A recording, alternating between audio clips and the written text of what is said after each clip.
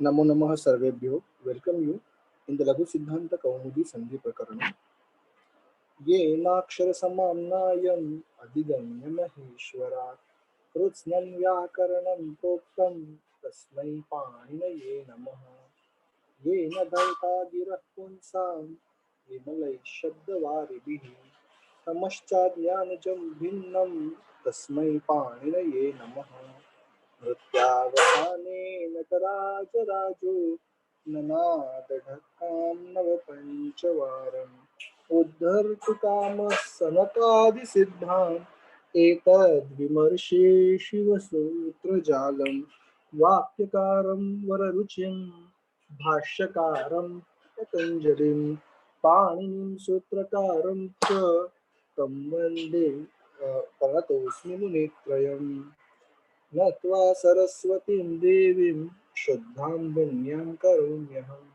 पाणिनीयप्रवेशाय लघुसिद्धान्तकौमुदीम्.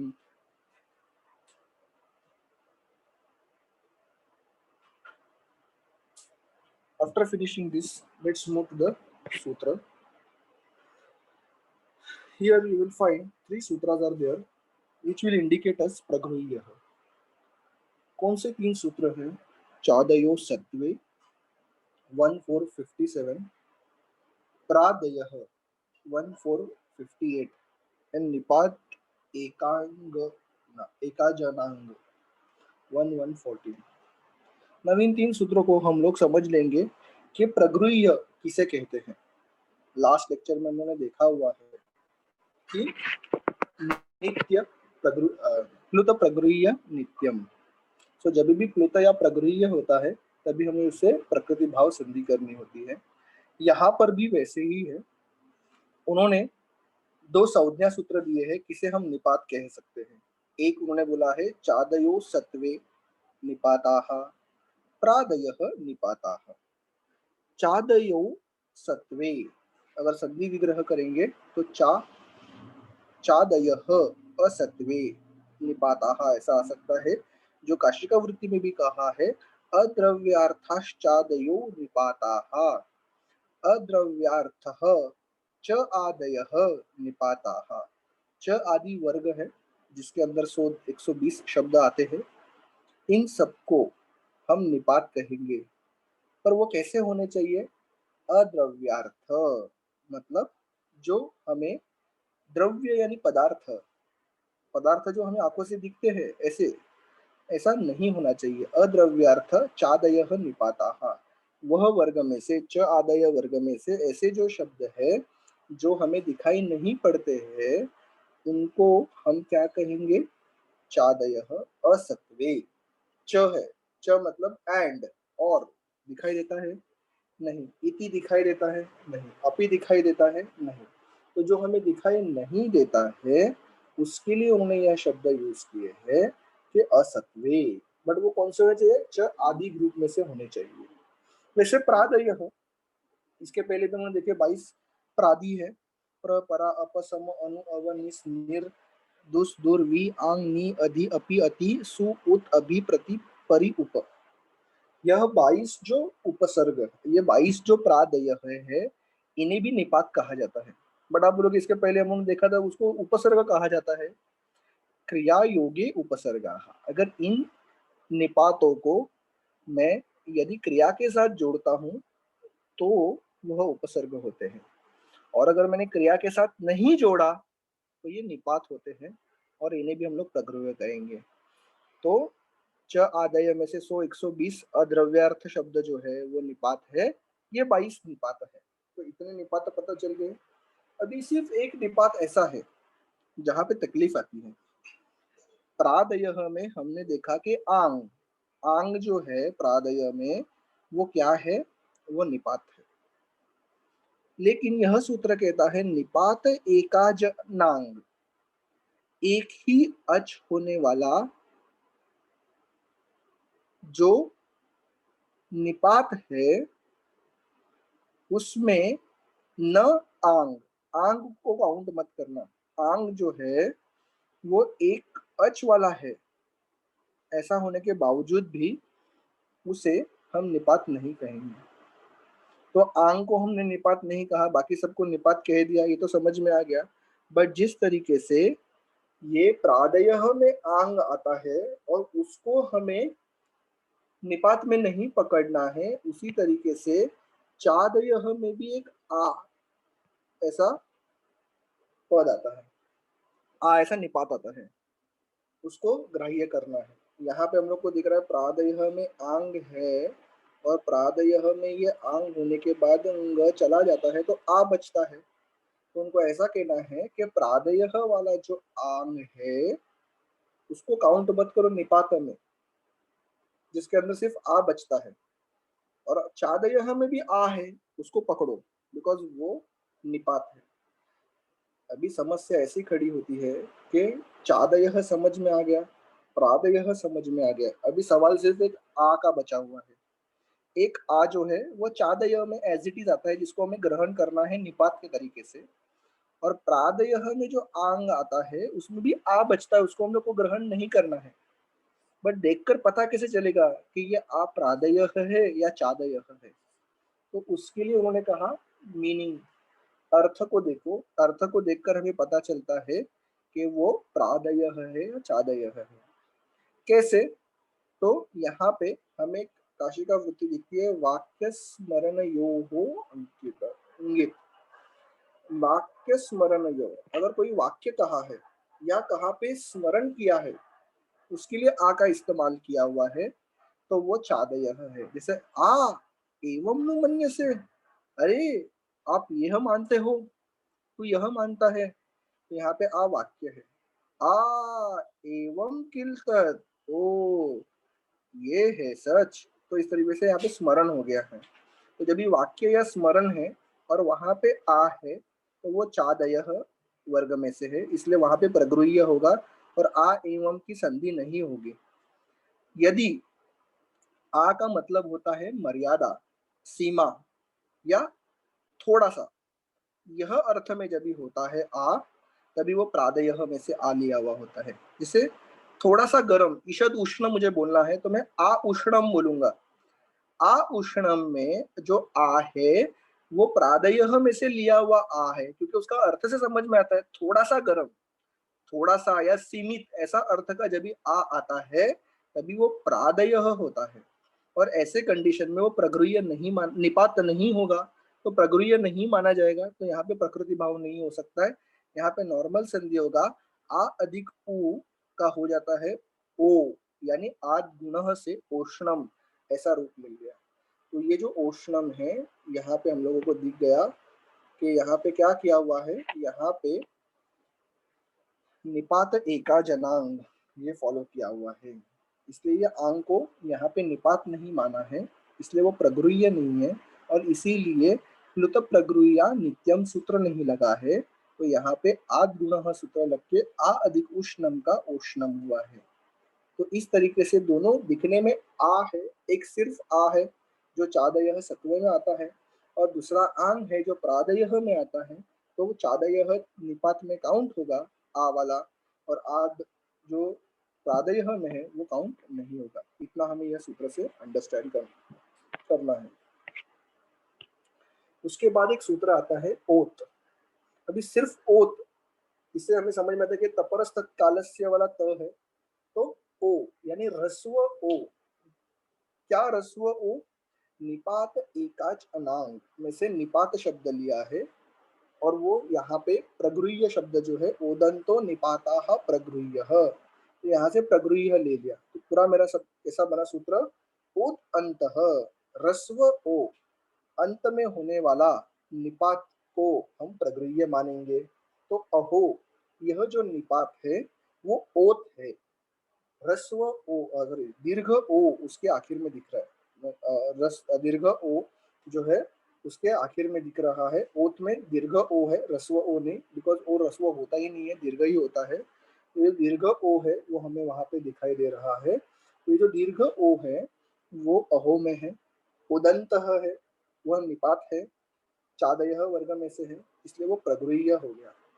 तो भी अहो अगर प्रगृह्य हो गया है और उसके सामने ईशा आ रहा है, तो ओ अधिक ई उसका ओ का एचो यवा यावह से होना चाहिए, औ अहव ईशाह ऐसा कुछ होना चाहिए था, बट वो नहीं होगा क्योंकि ओत यह सूत्र कहता है ओदंत निपात रहेगा तो प्रगृह्य संज्ञा दो और प्रकृति भाव संधि कर दो, इसलिए अहो ईशा ऐसे के ऐसे ही रहेगा, it will remain as it is, उसमें कोई भी चेंज नहीं होगा। तो उस तरीके से जैसे पीछे हमने देखा चादय है या फिर प्रादय है, तो हमें उसको निपात कंसीडर करना है और प्रकृति भाव करना है, कोई संधि नहीं करनी है। वैसे एडिशन टू दैट ओत आ गया, तो वहां पे भी हमें क्या करना है, तो यहाँ पे भी हमें क्या करना है कि प्रकृति भाव करना है, ओत अंतः निपातः ऐसा रहेगा। इसके बाद अगला सूत्र जो आया हुआ है वो है मैं ऊ वो वाह। बहुत डरावना शब्द दिखते हैं वो, तो इसके अंदर सब कुछ मय ऊ वो वाह। तो इसमें पहले अंडरस्टैंड करना, मय जो है उसमें संधि विच्छेद करेंगे तो मयः मिलेगा, षष्ठी विभक्ति पंचमी विभक्ति मयः। पंचमी षष्ठी दोनों दिखने में सरीखे है, यहाँ पे हमने उसे पंचमी लिया मयः। परस्य ऊयः, परस्य शब्द ऊयः से कनेक्टेड है, तो परस्य षष्ठी ऊयः षष्ठी। अब ये ऊयः क्या है, ऐसा आपके दिमाग में सवाल आएगा, वो भी बताएंगे। वो वा में एक वो है, वो है वह, वा विकल्प से अथवा क्यों वा अच्छी, ये हमने काशिका वृत्ति देखी, मयः परस्य ऊयः वह वा अच्छी। अभी यहाँ पे मयः जो है वो हम देख सकते हैं, यहाँ पे 14 माहेश्वर सूत्र में 7वां सूत्र का पहला वर्ण निकाल दिया ञ, तो जो बचा है मंगणनम जब गड़धश जब गड़दश खपच कपय, यहाँ तक सब इत निकालने के बाद जो वर्ण बचते हैं उसको मयः कहेंगे। पंचमी विभक्ति में मयः है, मतलब प्लस के पहले अगर मयः है और उसमें हम लोगों ने ऊय, ऊय क्या है निपात है, उसमें से ञ निकल जाता है इत संज्ञक बन के, तो ऊ बचता है। तो ये जो ऊ बचता है उसको हम लोग निपात कहेंगे। जैसे आंग में ग निकल गया तो आ बच गया, उदाहरण के लिए हम लोग देखते हैं। उस तरीके से ऊई में से य निकल जाता है तो ऊ बचा, ये निपात है। और ये जो निपात है यहाँ पे, उसके सामने अगर अची आ गई, अगर उसके सामने अची आता है तो ये ऊ का हम लोग विकल्प से वह कर सकते हैं, ऐसा ये सूत्र कहता है। वह करना है तो करो, वह नहीं करना है तो फिर भी चलेगा, विकल्प से उन्होंने कहा हुआ है। वो वा, वो मतलब वह और वा मतलब विकल्प से। तो ऐसे सिचुएशन में हमने एक एग्जांपल देखा, किम अधिक उ अधिक उक्तम। किम अधिक उ अधिक उक्तम में हमें दिख रहा है यहाँ पे किम अधिक उ है, ये किम अधिक उ को हम लोगों ने मयः काउंट करेंगे, किम का आखिर का म जो है वो मयः का एग्जाम्पल है और उसके आगे निपात ऊ आ गया है। अभी ऐसे टाइम पे किम के अगर अंदर ऊ ऐड कर दिया तो किमु उक्तम ऐसा ही प्रकृति भाव संधि कर देंगे। क्यों? बिकॉज यू जो है वो निपात है और निपात प्रगृह्य होता है, और प्रगृह्य होने के बाद प्लुत प्रगृह्या नित्यम ऐसा हमें मालूम है। तो किमु अधिक उक्तम ऐसा उसका एज इट इज आंसर आ जाएगा। यदि हमने क्या किया हुआ है, तो यदि हम लोगों ने इस किमु के ऊ को प्रगृह्य संज्ञा दे दी तो किमु अधिक उक्तम हो जाएगा, उसका अकस्य वर्ण दीर्घ से किमुक्तम ऐसा दीर्घ ऊ नहीं बनेगा। तो ये प्रकृति भाव हो गया। क्यों प्रकृति भाव हो गया? बिकॉज निपात प्रगृह्य आ गया है, तो प्रगृह्य आने के बाद हमने प्रकृति भाव संधि कर दी। या इसका दूसरा पॉसिबिलिटी है वा, वा से यह सूत्र में जो कहा है वो हम कर सकते हैं। जैसे ये सूत्र में उन्होंने कहा हुआ है किम अधिक उ अधिक उक्तम, इसमें किम अधिक उ के जगह पे जो ये उ है, निपात उ है यहाँ पे, इस निपात उ का क्या करो, उन्होंने कहा है व करो। तो ये उ का अगर व कर दिया तो क्या हो जाएगा, उ का व करने के बाद मुझे मिलेगा किम अधिक हलंत व अधिक उक्तम। तो किम अधिक हलंत व हो जाएगा किम व, किम व हो जाने के बाद उसमें उक्तम ऐड किया तो किम वुक्तम जो फॉर्म है वो मेरा मिलेगा। बट ये फॉर्म किससे मिला मुझे? म य उयो वो वा यह सूत्र से। इस सूत्र ने मुझे कहा कि मैं दूसरा फॉर्म किमुक्तम ऐसा बना सकता हूँ। अदरवाइज प्रकृति भाव के हिसाब से हम उसका पहला वाला फॉर्म जो था वही बना सकते हैं, और वो था किमुक्तम। तो इस तरीके से हमें ये चीज़ देखने को यहाँ पे मिलती है और फॉलो करने के लिए भी समझ में आ जाती है कि 2 फॉर्म यहाँ पे बन सकते हैं। इसके अलावा अगर हम लोग आगे देखेंगे तो सूत्र आता है संबुद्धौ शाकल्यस्य तानवर्षे। तो यहाँ पे संबुद्धौ शाकल्यस्य तावनार्षे यह सूत्र में हमें दिखता है कि संबुद्धौ मतलब संबोधन एक वचन। बट ये संबोधन एक वचन कैसा होना चाहिए? ओकारो। काशिका वृत्त में दिया है संबुद्धि निमित्तक ओकारो। संबोधन एक वचन, ओकारांत अगर संबोधन एक वचन है, जैसा विष्णु नीचे उदाहरण में दिया है, तो वाह वाह यानी ऑप्शन से, क्योंकि शाकल्य मुनि का नाम आ गया है, जब भी कोई ऋषि का नाम आता है तो वो विकल्प से ही होता है।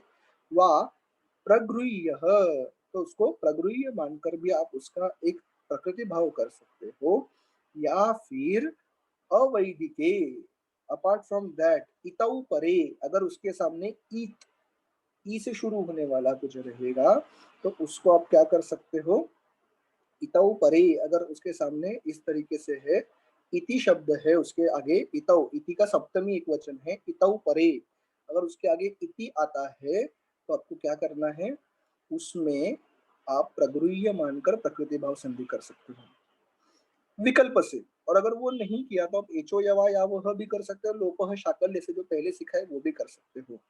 वापिस एक बार कंडीशन समझ लेते हैं। संबोधन एक वचन अगर ओकारांत है और उसके आगे इति यह शब्द आता है अवैदिक संस्कृत में, तो हमें उसको प्रगृह्य मानकर उसका प्रकृति भाव संधि करना है। जैसा विष्णु अधिक इति, विष्णु ओकारांत संबोधन एक वचन है तो वो प्रगृह्य हो गया, और जैसे वो प्रगृह्य हो गया है उसके सामने इति आ गया है तो हम उसको क्या करेंगे, प्रकृति भाव का क्या एज इट इज रख देंगे, तो विष्णु इति, विष्णु इति रह गया। बट अगर मुझे एचो या वा यावह करना है तो मैं वो भी कर सकता हूँ। ओ के सामने ई आ गया तो ओ का बन गया अव, विष्णव, और उसमें इति मिला दिया तो विष्णविति, ऐसा मेरा फॉर्म बन गया। और तभी हम लोगों ने एक सीखा था लोपह शाकल्यस्य, जिसमें उन्होंने कहा था कि आखिर में जो व या य आता है उसका लोप कर दो। कंडीशंस थे उसमें और भी अलग अलग, तो वो सब कंडीशंस यहाँ पे फुलफिल हो रहे हैं। इसी के वजह से हम वहां पे से वह का अगर विष्णव अधिक इति में से वह निकल गया तो विष्णु बचेगा, और इति एज इट इज रहेगा तो विष्णु इति। पूर्वत्रा सिद्धम से हम लोग आगे संधि नहीं करेंगे, यहाँ पे ही रुकेंगे, तो विष्णु इति, ऐसे मुझे 3 फॉर्म मिल सकते हैं। विष्णु अधिक इति का पहला विष्णु इति संबुद्धौ शाकल्यस्य तावनार्षे, उसमें से हो गया, और दूसरा बन गया विष्णविति एचो यवा यावह से, और विष्णु इति ये बन गया लोपह शाकल्य से। तो इस तरीके से मुझे जो है वो अलग अलग जो रूप है सिद्ध करने के लिए मदद होती है ये अलग अलग सूत्र से। यहाँ तक हमें दिखता है कि जो प्रकृति भाव संधि है, यह प्रकृति भाव संधि जो है वो अच्छे तरीके से प्रगृह्य के मदद से जो बनती है वो हमें दिखाई देती है। ठीक है, तो यहाँ तक सभी प्रकृति भाव संधि जो थी हमें लघु सिद्धांत कौमुदी में देख रही थी वो हम लोगों ने पूरी की। तो इस तरीके से हमारा यह पार्ट यहाँ पे कंप्लीट हो गया। Thank you so much.